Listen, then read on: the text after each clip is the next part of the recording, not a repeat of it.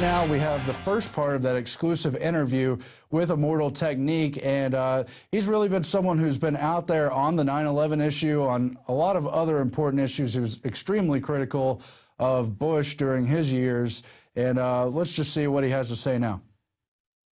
Makes you a hero, we're the ground zero. The devil crept into heaven, God overslept on the 7th. The new world order was born on September 11th. All the things that are happening, like what tops the list right now? It's very difficult to pick just one thing that tops the list of things that are happening in the world now. I think an interesting thing to look at is America's foreign policy that really hasn't changed under Obama, as was promised. In fact, I think being that the Republicans in the 2012 race are focusing so much on the economy, it's kind of an unspoken truth that Obama is a war president. He's not someone who came in here and shut down Guantanamo Bay like he said he was going to. I think one other interesting thing is the continued sort of push and pull between Republicans and Democrats for show about what they're going to do about the Wall Street situation. Occupy Wall Street has definitely had its impact on the process, but I think it's going to take a little bit more than just them. They're going to need to push through specific policy or to pressure individuals who are in power enough to make a decision. So I think between that internal struggle and the outward foreign policy issues, there's definitely plenty to worry about or concern yourself with if you look at the global field. I've been visiting as many occupiers as I possibly can on the road for this martyr tour, and I think one of the things that's most striking to me is how, even though they're trying to work more and more cohesively on a strategy that's encompassing of the entire movement, it's incredibly important that they not lose sight of the fact that they do have internal problems within just that area, that they have problems that just fit that specific county or region which they should deal with. And I think that's very important, and I see them continuously doing that, whether it's homelessness, drug abuse, things that may not be solely relegated to where they're from, but that they have to deal with on a local level and not just a federal quote-unquote war on drugs, blanket on everything. You know, it's very personable. You know, when people get help there, they're getting from someone whose first name they know. When they're talking about these horrible issues of homelessness or homeless families, these are people that have also lost their home. They're talking to people who can identify with their struggle, not some government agency that's faceless and really lives in a dimension without compassion. Any group that poses a significant amount of collateral or can raise leverage against any government agency is going to try to be co-opted by just about anybody, whether it's far left or far right or what even designates that title. You know, that's up for grabs too when it comes to these, because you may find factions of a group which are less inclined to be in line with the complete strategy, but say, okay, I've been working with this guy's, whether it's a left-wing group or a right-wing group for 10, 20 years, I haven't seen the results I want. Here's the raw power and energy of a very, very active and aggressive group of people that are aggressively and actively demonstrating, and yet they have not, like the police unfortunately have, descended into violence and blind anarchy. I think when they see the power of that movement, the nonviolent protests, but also the ability to confront government, that's something they want to have in their arsenal of weapons. So why wouldn't anybody try and infiltrate it? Whether it will be infiltrated, I think, is another story. You know, we're talking about a wide collective group of people, and this is, if anything else, regardless of what people want to say about them, they're not stupid people at all. Some of them are very educated, and when I say educated, it just doesn't mean that they paid an overpriced bill for a piece of paper with their name on it. Some of them are individuals that have built an incredible reserve of knowledge about the Fed, you know, about the history of the Fed, when it started, how to get off of it, you know, people that have ideas about how to change the system, that I think, bear mention. There should also be a conversation, I think, in private. Not all of the conversations that Republicans, Democrats, or even people who run this show or run any business happen completely in public. Sometimes for the integrity and for the protection of the individuals that work for it. Sometimes for the protection of the message so it doesn't become marginalized, sabotaged, or diluted. They do things behind closed doors. And I told the people from the very beginning that those type of actions were going to need to take place.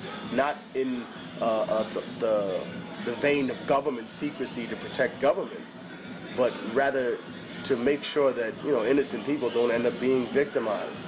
I think it's important for people to realize that the only thing that this movement is really, really at its heart trying to do is make America a more honest country, is make America a less corrupt country. Now, of course, there's always going to be some nut with a sign that says, aliens are coming, or repent, it's the last day.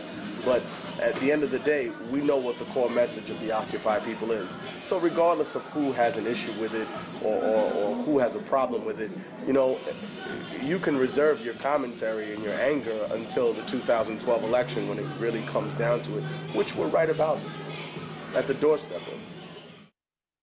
Well, I mean, I'm not an economist, so I can't tell people how to balance their budget, or I can't come with a bunch of promises that I'm not capable of fulfilling. But I think what I can tell people is this, that in every situation where you have massive amounts of government corruption, you can't rely on the people who broke the system to fix it. You can't rely on overpaid Congress who doesn't really see a problem other than the fact that their constituency is angry, not actually the suffering of the people. And I'm not going to speak for all of them, but for the vast majority that have done absolutely nothing. It's funny that some of them want to blame the president as if they have some solution to the problem themselves. I'm not saying that the president's way is the most efficient or the right way. I'm just saying that they offer no other solution. Even when we talk about any other topic, whether it's immigration, okay, deport 12 million people. That's not feasible. That's not possible. It's physically impossible. It would collapse the American economy. It plays into the idea that you don't understand the history of this country because not all European Americans came through Ellis Island. Not all of this country was gotten through a legal means. In fact, most of it was stolen land from Native American people that if you drive from Louisiana to Houston, you'll see they did absolutely nothing with. So what was the point of stealing it from a bunch of people? When I say stealing, I know that red-blooded Americans get angry. Some of them even have a violent response to it. How could you say we stole anything? No one in this country has ever done anything wrong. Really? Because we use nice words for things. So when you say a pilgrim or a settler, you don't think of a land stealer, an invader, a robber, a thief. I deprived a woman of her virginity. No, you're a rapist. That's what you are.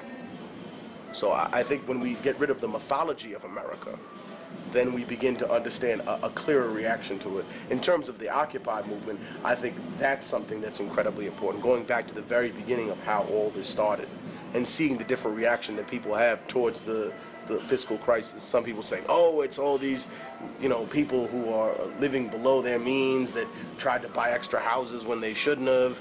Oh, okay, you mean the uneducated class of individuals that, as they're referred to by people on Fox or whatever that place the blame solely on them, or the predatory lenders who know everything about business, who've been doing this to people for 30 or 40 years. Who's more to blame? The sucker who walks in thinking, damn, I'm going to be able to give my family a nicer home, and here's a guy who's explaining it to me, and it all sounds like it's going to work out, when in reality, here's this snake oil salesman telling you that everything's going to be great, and it's really not. At some point, if America truly is the country it is, it has to confront people like that. And it has to make sure that it doesn't allow its citizenry to be taken advantage of in that way. Fighting for freedom and fighting terror, but what's reality? Land of the free, home of the brave, indigenous Holocaust, and the home of the slaves, corporate America, dancing offbeat to the rhythm. There definitely are people that are fed up with how it is, so they're looking at alternative forms of media, whether it's this or any other. And at the same time, you have to realize not every one source of media is, you know, the voice from the burning bush. You know, at some point, it's incredibly important for people to watch this show or to listen to any news outlet they might have heard and cross-reference that information, to do some heavy research, you know, not just to believe something insightful that's said, you know, because we fall in danger of having fear-mongering be a tool not just of the right or the left, but of the independent media sources. You know, I think, though, that this program, others like this, and the ones that are appearing on cable television, or the ones that appear even as satire like The Daily Show, what's the whole point of it? To ask questions that people aren't normally asking. What's the point of this program? To ask questions that you won't hear normally on mainstream media. Now, are people going to criticize it and say that it's conspiracy theory? Sure, because they've never understood what a conspiracy really is. You know, they don't know that people got together behind closed doors to decide how their life would actually be. The shape of their home, the shape of their neighborhood, the red line districts in many cities, which define how people are sectioned off based upon race and class. Someone else who's not you, who didn't have a democratic process of election to have these issues pushed them through. If anything's, you know, a conspiracy, look at the war in Iraq. A group of individuals who decide, okay, we're in Afghanistan, we've got bin Laden cornered. What we really ought to do is redeploy, you know, tens of thousands of troops to a country that doesn't have nuclear weapons, but that we're going to say has nuclear weapons. That didn't work, so now we got to come up with chemical weapons. Now we're scrambling for different ideas. You know, I hate to bring it back to that, but unfortunately, I think that people shouldn't be so afraid of, you know, a news outlet or a competitive independent media source as they should be afraid of just believing whatever they hear, or to be suckered into a quick solution to an issue, because there is none. Most of these are multi-layered issues. Not everybody is going to agree with every politician about everything, you know? Like, someone was interviewing me about Ron Paul, and I said, you know, there were some things about him that I really liked. And then they said, well, what about this and that? And I said, well, you know, that's a little, you know, idealistic. And then I remember there were people that were angry because I didn't agree with everything he said. Like, you know, how can a man agree with everything that, and no disrespect to him, but this is true. He's a politician. You know, he lobbies, his days in Congress, he argues bills. You know, he represents a constituency that isn't me. He represents them. How am I going to agree with him about everything that's right for the people that live in his part of America rather versus the people that live in mine? Obviously, they're different, or he would be the congressman of Harlem, who, by the way, is a corrupt individual who happens to be a Democrat. And I think that has no bearing on it, Democrat or Republican. I mean, people have gotten used to eating at the same trough. No wonder they don't have any table manners. I mean, it's just the way it is. Applying our vision of how the world would be on other people is absurd, you know? What if someone were to do that to us and come in here and say, oh, you know, like I explain to people when they're a little confused about the Black or Latino experience in America or in the hemisphere, I said, you know, imagine if someone really did invade the Middle East, you know? Not this thing that we did where we send a proxy in to fight against other people, or the Bush way where we take a few countries over, but really hardcore, old school, from antiquity invasion. You know, the rape of women, the decimation of children, the destruction of religion, the destruction of a people's culture, to convince them that the Quran is a fraud, to convince them that the Prophet Muhammad never existed, that he's not a real figure in history, right? Imagine someone doing that to America, coming here, convincing everybody, you know, Jesus Christ is a myth, the Bible is a fairy tale, you know, you're all going to worship a different God, the one that I designate. You're also going to give your children to me.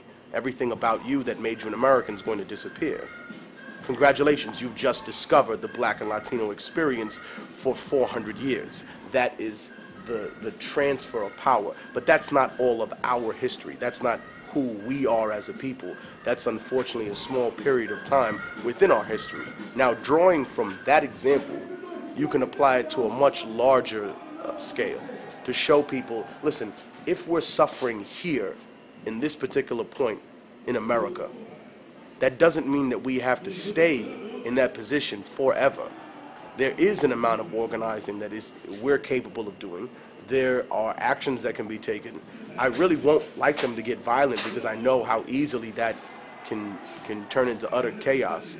But I'm telling you right now that if anything isn't done, then maybe that is the government's strategy, to push people towards absolute breaking point status and then clamp down on them violently, which is what a lot of people feel like is going on. If you see the Occupy protest, it's a blueprint for what people are worried about who concern themselves with that.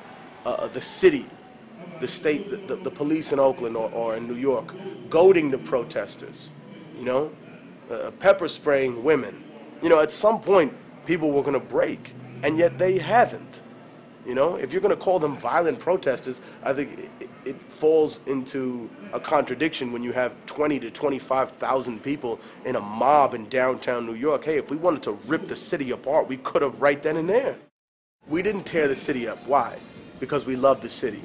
We didn't ruin America. Why? Because we love America. Obviously, a lot more than the people who claim that they do simply because they wave a flag. We want to make the country a more efficient place, a better place. We want people to invest in America, and I think one of the greatest failures of American capitalism was just in investing in systems and institutions. Those are great, but they have to also be matched with investing in people. You know, huge bailout for institutions and banks, none for people. You know, we give grants to universities. We need more grants for students that want to stay here. I think more than the message of materialism, what you're speaking about is the braggadocio attitude of hip-hop. I think the message of materialism is one aspect of that. To say that I'm better than you, I can say it in many ways. I can beat you in a fight. I'm stronger than you. I'm bigger. I have more people on the street. I got more guns. I have prettier women. This has always been kind of a back and forth, kind of teasing, almost a vaudeville, but also taken very seriously in the streets when people put their reputation up on the line. But I think having more money was something that came to the forefront as a part of the corporate involvement in hip-hop, and therefore them wanting to use that to be the ultimate trump card, to say, okay, who's got more skills? That's great. I'm glad that you can rap better than me, but I've got more money than you, so I'm better than you. You know, or you know, technically, you can freestyle better than me, but my video's on MTV and yours isn't, so I must be better than you. You know what I mean? It plays in every aspect of life. Think about it.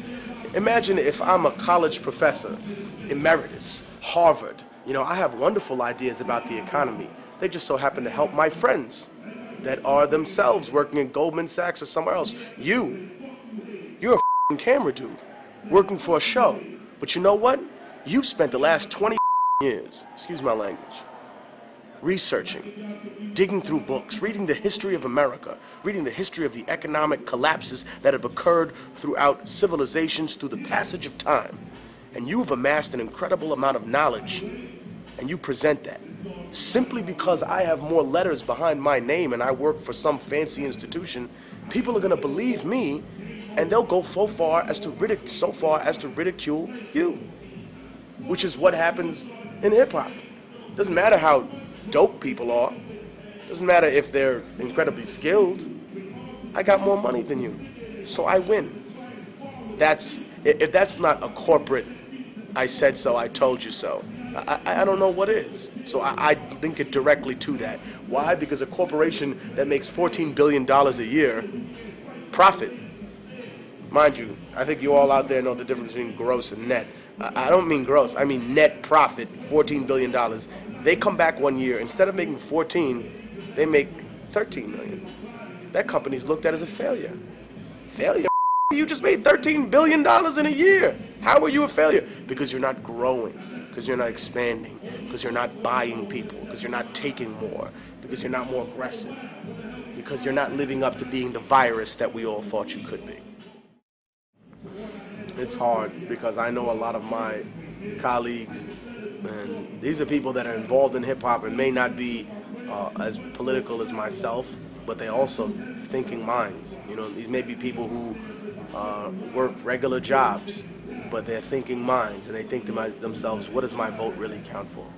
You know, And I say to them that they should start with a local election and look at the numbers. Those numbers are decided by hundreds, and in some cases decided by tens, and in some cases decided by single-digit numbers. I mean, even if you look at Minnesota, at the Al Franken situation, wasn't his vote like 127, some ridiculous number like that?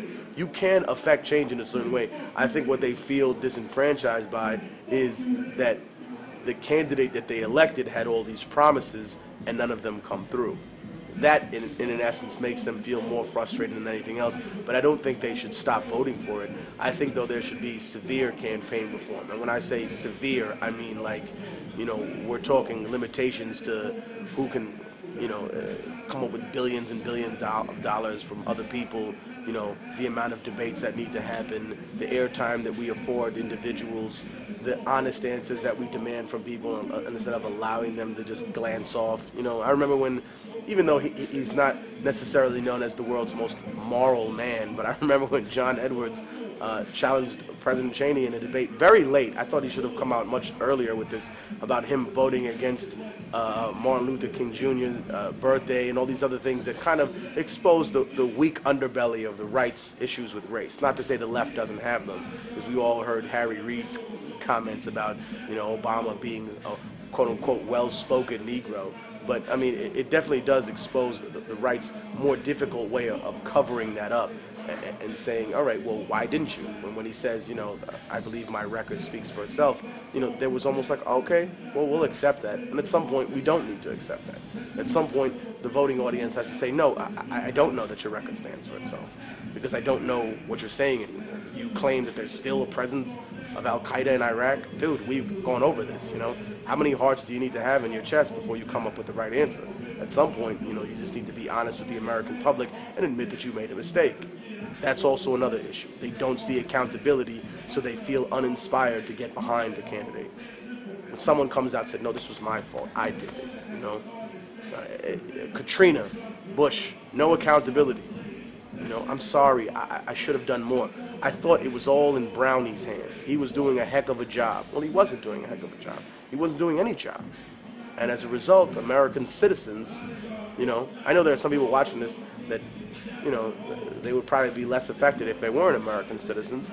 But I as a person that believes in God and really feels the pain of innocent people, it doesn't matter if they were citizens or not. They were people who were dying because of the negligence and the corruption in the American system. When you have an Arabian horse racer put in charge of FEMA, you know, when people see that happen, when they see that cronyism, that's when they get uninspired. I would just tell them that if they don't vote, they're going to see more of the same. The martyr doesn't come from the idea of needing to die for revolution. It comes from the idea of needing to live for revolution. You know, in the martyr's perception in, for example, Pedagogy of the Oppressed, is that the revolutionary must become the martyr because there are parts of him that must die. The selfishness, the ego. This is a process of death. It's not like just one day he wakes up like, oh, you know, now I don't have any issues. I could look past race and sexual orientation and class and get to the core problems that people have and how they need to be addressed. That's a process. That's a process that I've taken years and years to address. You know, updating my music, updating my flow, updating my skills, you know, updating the way my message gets across to people. So I would say it's more based upon that, not the necessity to give your life in terms of killing yourself or destroying yourself, but of giving your life by dedicating yourself, by working hard, and maybe not in a conventional way. You know, maybe you are a revolutionary lawyer, a revolutionary doctor, an independent journalist. You know, maybe you offer health care to people in the hood. Maybe you do take pro bono cases. Maybe you're a psychologist that deals with underprivileged children that are the victims of abuse. I don't know. You can't save everybody, but you can save someone. The new world order was born on September 11th. And you can't fathom the truth, so you don't hear me. You think Illuminati's just a fucking... Thanks for tuning in. Alex will be back later. For tonight, that's all we have.